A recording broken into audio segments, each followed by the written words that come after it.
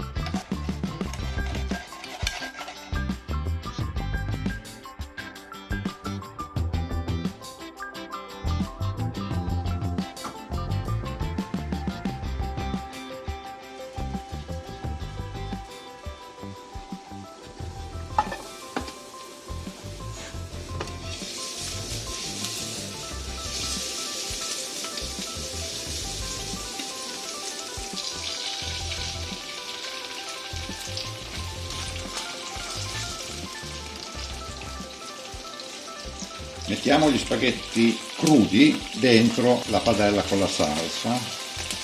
Per questa ricetta l'ideale sarebbe usare una padella di ferro. Io sto usando una padella antiaderente perché una padella di ferro non ce l'ho. Vengono bene lo stesso, però ovviamente con quella di ferro saranno un po' più sbruciacchiati.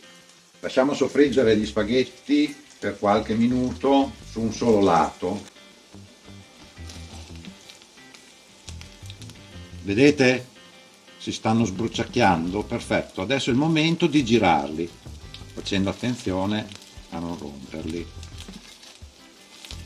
Quindi la parte sotto va portata sopra.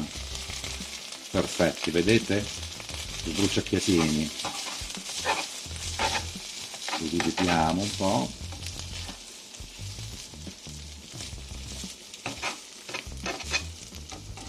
Mi raccomando, la fiamma sempre alta, devono soffriggere bene.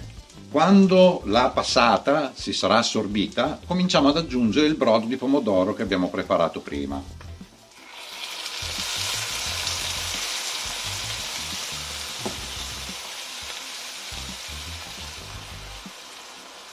Quando il brodo di pomodoro si sarà assorbito, ne aggiungeremo dell'altro fino a che gli spaghetti non saranno cotti.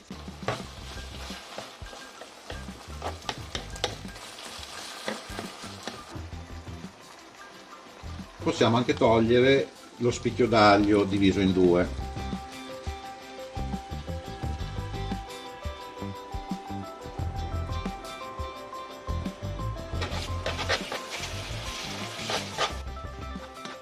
Gli spaghetti oramai si possono piegare, quindi a questo punto possiamo cominciare a muoverli nella padella.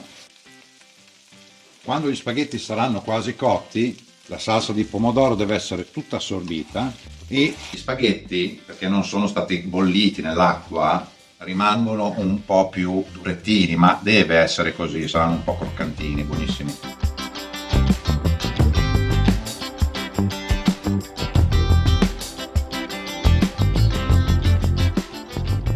E si sente questo saporino nello sbruciacchiato, è veramente buono. Si sente l'aglio, il peperoncino ovviamente, buonissimi, provateli.